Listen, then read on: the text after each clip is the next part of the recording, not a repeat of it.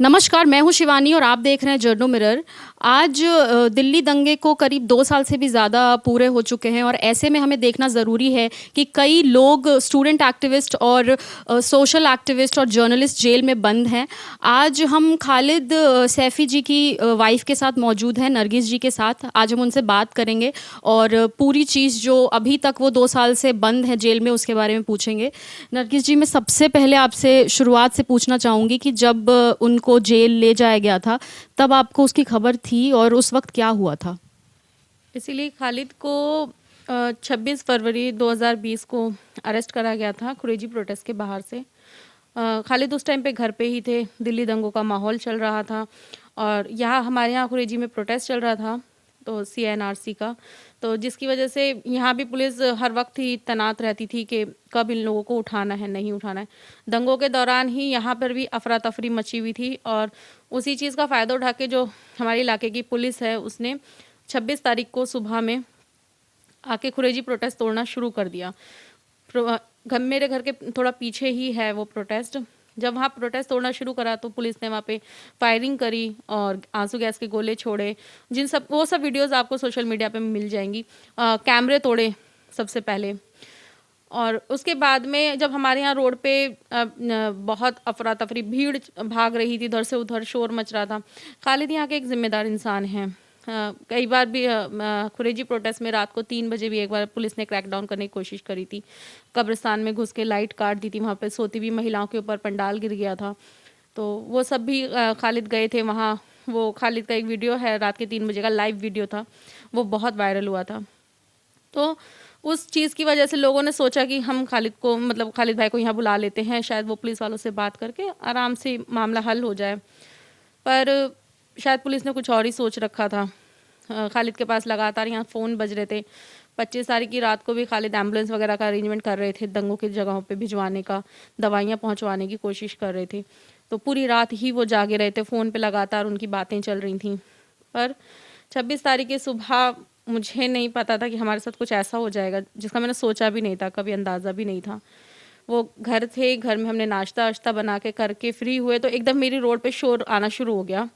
मैंने बाहर बालकनी से निकल के देखा तो लोग भाग रहे हैं। जिधर प्रोटेस्ट साइड है, प्रोटेस्ट साइड की साइड से हमारी तरफ की भाग रहे थे, हमारी तरफ गलियों में।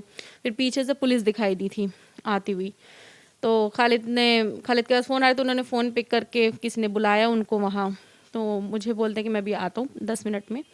तो मैंने उनको मना करा, मैंने कहा आप मत जाइए वहाँ पर। मैंने कहा वो लोग तो आपसे वैसे ही, वो पुलिस वाले आपको वैसे ही देखना पसंद नहीं करते वहाँ पर, क्योंकि उन्होंने को पहले भी परेशान करा था जगतपुरी थाने वालों ने। तो उन्होंने कहा कि कुछ नहीं होगा मुझे, मैं भी आता हूँ। मैंने कहा ठीक है आप जाइए। मेरे पास तकरीबन मतलब उनके उतरने के बाद आधा घंटा भी नहीं लगा था तो मेरे पास एकदम कुछ लोग भागे भागे आए कि खालिद भाई को पुलिस ले गई है। मुझे लगा कि शायद डिटेन करा होगा, आधा घंटा 15-20 मिनट में छोड़ देंगे, पर ऐसा कुछ हुआ नहीं। मैंने इमीडिएटली फ़ोन निकाल के फ़ोन ट्राई करा, उनका फ़ोन स्विच ऑफ था। उनको कहाँ ले गए, किस हाल में रखा उनको, हमें कोई खबर नहीं मिली। उनका फ़ोन स्विच ऑफ हो चुका था और मैं कंटिन्यू फ़ोन मिला रही थी पर फ़ोन नहीं लग रहा था। हमारे वकील भी पहुँचे थे वहाँ जगतपुरी थाना, पर वकीलों के साथ भी मारपीट करी गई, उनके साथ भी टॉर्चर, उनको भी मारा भगाया वहाँ से। और जो भी लोग हमारे इलाके के जा रहे थे बात करने के लिए उनको भी वहाँ पे लाठीचार्ज करके भगाया जा रहा था, क्योंकि उस टाइम पे इशरत जहाँ को, इनको और इलाके के और कई लोग थे जिनको प्रोटेस्ट साइड से पुलिस ने उठाया था। मेरे पास कोई खबर नहीं आई पुलिस की तरफ से कि हमने ऐसे खालिद को उठा लिया है या हम इनको पेश कर रहे हैं या कुछ भी। हमें नहीं पता उनके साथ क्या करा गया था। डायबिटीज़ पेशेंट थे, सुबह का जो नाश्ता करा था बस वही करा था। हम इसी इंतज़ार में थे, अब आ जाएंगे अब आ जाएंगे। 1 घंटा गुजरा, 3 घंटे गुजर गए, 4 घंटे गुजर गए, पर आने का कोई भी पता नहीं था। और जितने भी लोग जा रहे थे सब खौफ में थे उस टाइम पे। कोई भी ऐसा नहीं था कि जाके पता लगा रहा हो कि क्या हो रहा है। रात में एक लेट नाइट मेरे पास अननोन नंबर से कॉल आया था, तो मुझे बोलते हैं मैं खालिद बोल रहा हूँ। उनकी आवाज़ बहुत भारी थी, एकदम घबराई हुई सी। तो मैंने कहा आप कहाँ से बोल रहे हैं? तो कहने लगे मुझे यहाँ पे ये लोग कोर्ट लेके आए हैं बस। मैंने कहा आप कैसे हैं, आपका फ़ोन कहाँ है? तो बोले कि फ़ोन मेरा इन लोगों के पास ही है और बस तुम मुझे कल मिलने आ जाना सुबह मंडोली। तो ये सुन के उनसे शायद फ़ोन ले लिया था, फ़ोन कट गया था। और फिर हम फिर पूरी रात ही इसी टेंशन में कि कैसे होंगे क्या होंगे, क्योंकि मुझे कुछ लोगों ने ये बताया था कि शायद उनके साथ मारपीट करी गई है, उनके साथ टॉर्चर किया गया। तो मैंने कहा नहीं, ऐसा नहीं हो सकता। मैंने कहा ऐसा क्या करा है उन्होंने जो मैं उनकी बातों, जो जिन लोगों ने मुझसे बोला था, मैंने उनकी बातों पे ध्यान नहीं दिया। पर अगले दिन मैं जब सुबह मंडोली 27 तारीख की सुबह में मंडोली जेल पहुंची तो मैंने खालिद को व्हील चेयर पे देखा था आते हुए।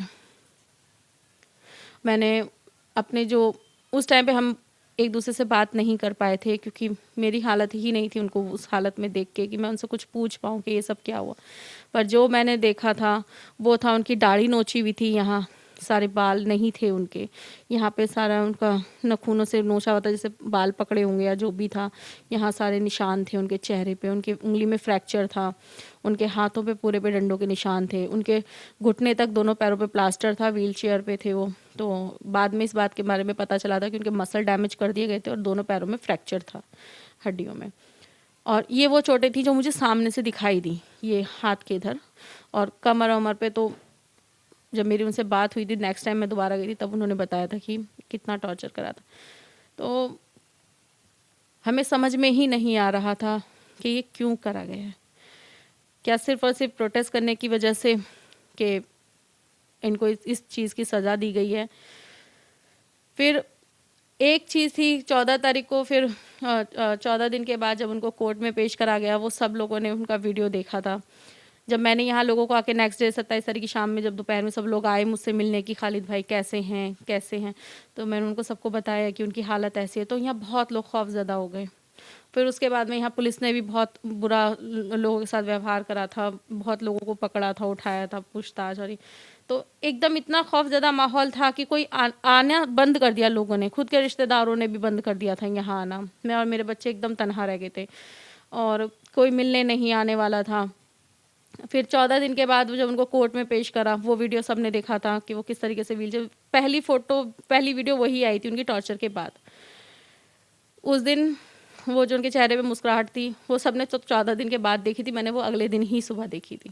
वो लगातार मुस्कुरा रहे थे, कहने लगे कि कोई फिक्र की बात नहीं है, मैं ठीक हूँ, एकदम तुम्हें स्ट्रांग बन के रहना है। और उनको शायद ऐसा लग रहा था कि शायद ये यहीं नहीं ख़त्म होगा। उन्होंने मुझसे कहा था ये बात कि शायद थोड़ा स्ट्रांग बन के रहना, थोड़ा टाइम लगेगा। जब 14 डेज़ के बाद उनकी बेल लगी तो बेल मिली नहीं उन्हें।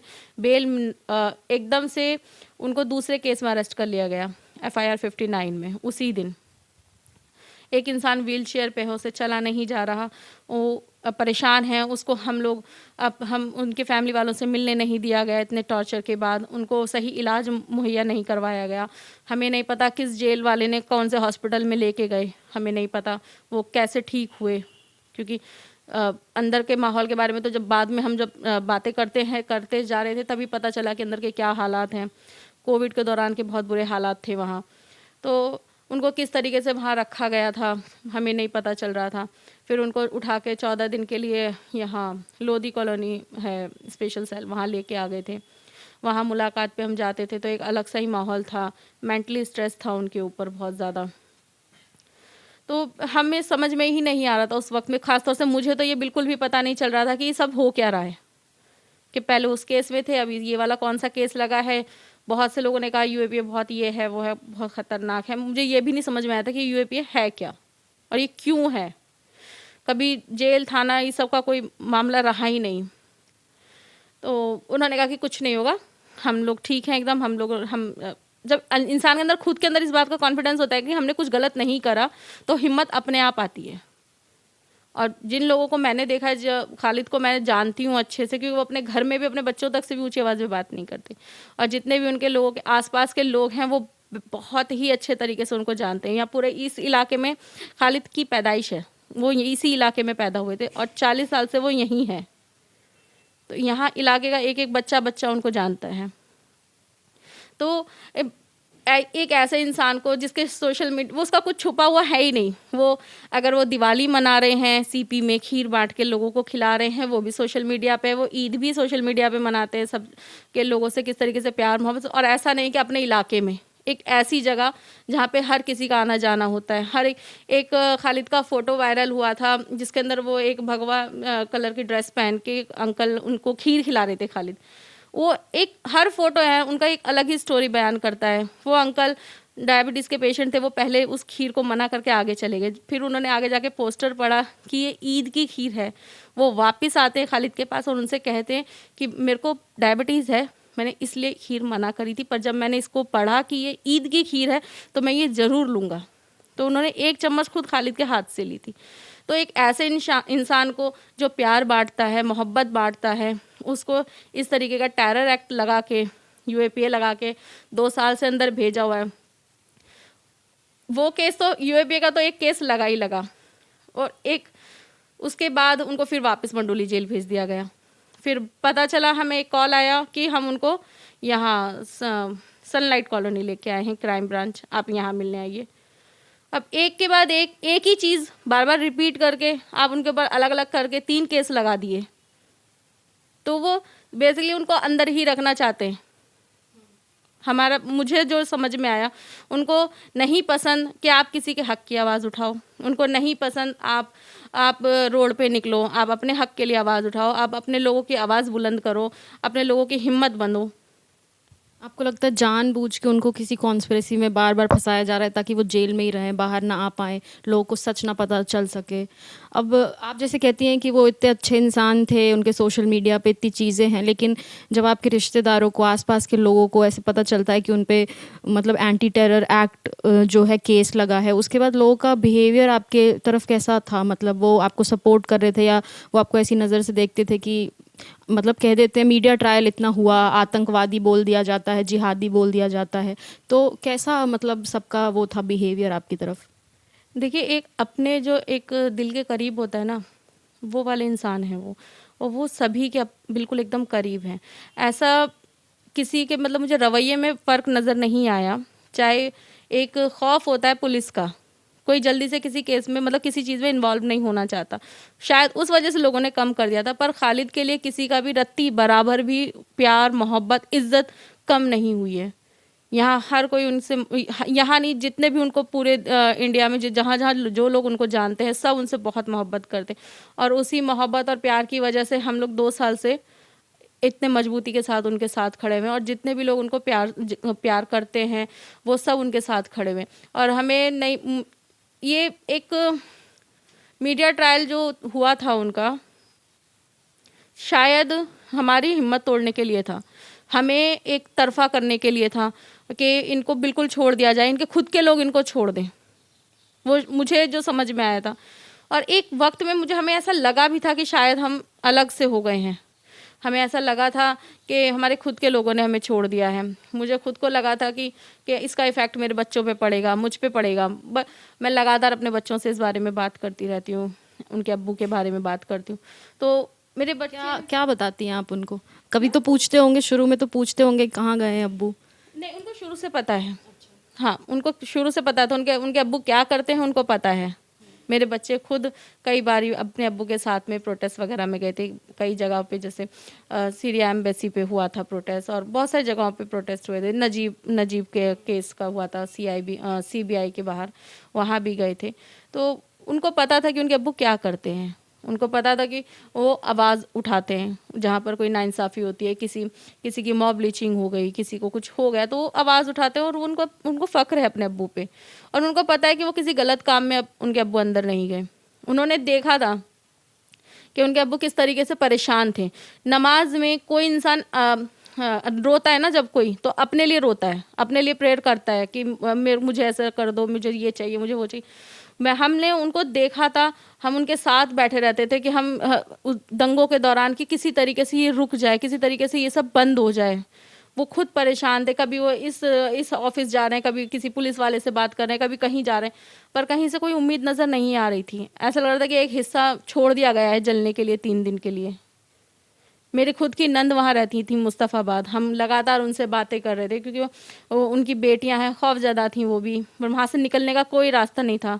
हम लोग बहुत परेशान थे, हमारे बहुत सारे रिश्तेदार मुस्तफ़ाबाद, चांदबाग, इन सब जगहों पे रहते हैं, तो सब लोग इतना परेशान, तो कोई कैसे समझ में ही नहीं आया कि जो इंसान दंगा रुकवाने का काम कर रहा था, कोशिश कर रहा था, उसके ऊपर ही दंगा करवाने का आरोप लगा के उसको एक घटिया सी कॉन्स्पिरेसी बना के उसको उसके अंदर फंसा के बिठा दिया। और जब उनको लगा कि शायद हमने कोई गलत, मतलब हमसे कोई हल्का ही केस बना है, तो उन्होंने उस केस पे यूएपीए लगा दिया कि अब यूएपीए लग गया, अब आप लोग बैठे रहो। ऐसे में आपके पैसे खर्च होते हैं कई बार, और फाइनेंशियली आप बहुत ज़्यादा वो हो जाते हो कि मतलब केस लड़ने के लिए भी और भी चीज़ों के लिए, बेल के लिए, बहुत सारी चीज़ों के लिए। तो आप फाइनेंशियली कैसे अभी मैनेज कर रहे हो? आपके बच्चे हैं, आपका घर है, उनकी पढ़ाई है, वो सब कैसे मैनेज होता है? देखिए, खालिद ने जो कमाया है ना, वो दोस्त कमाए। मैं पहले खालिद से लड़ती थी कि आप हर वक्त अपने दोस्तों के साथ रहते हो, हमें टाइम, उन्होंने हमारे लिए एक टाइम मुकर्रर कर रखा था कि हर हफ्ते में एक बार हम बाहर चलेंगे और साल में एक बार ही हम एक ट्रिप करके आएंगे बाहर, चाहे वो कहीं भी, इंडिया में कहीं भी या बाहर। तो पर मैं उनसे कहती थी, मैंने कहा आप आए दिन इधर पार्टी उधर पार्टी, घर में पार्टियाँ होती रहती, दावत होती थी, उनके दोस्त आते थे, घूमने जाना अपने दोस्तों के साथ में।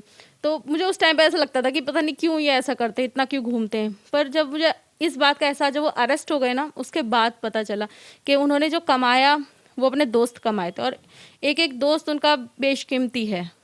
2 साल से उन्हीं लोगों ने, खालिद का कारोबार एकदम बंद पड़ा हुआ है, टूर एंड ट्रैवल्स का कारोबार है उनका, हज उम्रे का। तो वो एक कोविड की वजह से भी बंद है, और खालिद नहीं है तो कोई चलाने वाला नहीं है उसको, तो वो बिल्कुल बंद पड़ा हुआ है। जिसकी वजह से बच्चों का खर्च है, घर का है, और बहुत सारी और चीज़ें हैं। तो वो सब चीज़ें उनके दोस्त मैनेज करते हैं, घर का जितना भी सब कुछ है।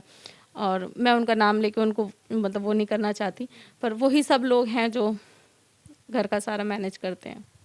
और इसके बाद जो बेल की बात हो रही है, उनको 2 केसेस में जो है वो बेल ग्रांट हो गया है, अभी एक बचा है, तो उसके बारे में मतलब क्या चल रहा है मामला? 2 केसों में तो देखिए अल्हम्दुलिल्लाह बहुत बेल ऑर्डर बहुत अच्छा मिला है। जो खालिद के ऊपर 2 केस, एक जगतपुरी का लगा था FIR 44 और एक क्राइम ब्रांच का FIR 101, तो उनमें जो ऑर्डर मिले हैं वो बहुत अच्छे ऑर्डर हैं। और बस अभी हमारी तरफ से आर्गूमेंट्स वगैरह सब कंप्लीट हो गए हैं बेल की सुनवाई के, FIR 59 UAPA के, और उसकी शायद बेल तारीख आने वाली है, जो ऑर्डर रिजर्व कर लिया था जज साहब ने। तो अब उम्मीद है, कितना होप है आपको? अब ये तो जज साहब के ऊपर डिपेंड करता है कि वो क्या ऑर्डर देंगे। पर हाँ, मुझे इस बात का कॉन्फिडेंस है कि अगर वो ऑर्डर कर देते हैं बेल का, तो बहुत अच्छा है। अगर इतना भी पता है कि अगर वो रिजेक्ट भी करते हैं तो उनके पास खालिद के लिए कुछ भी नहीं है। मैं 101% श्योर हूँ इस बात के लिए कि खालिद जैसा इंसान ना कुछ कर सकता है, ना ही उसने कुछ किया है। हमारे वीडियो को लाइक करें, ज़्यादा से ज़्यादा शेयर करें, और जर्नो मिरर को सब्सक्राइब करें। Thank you.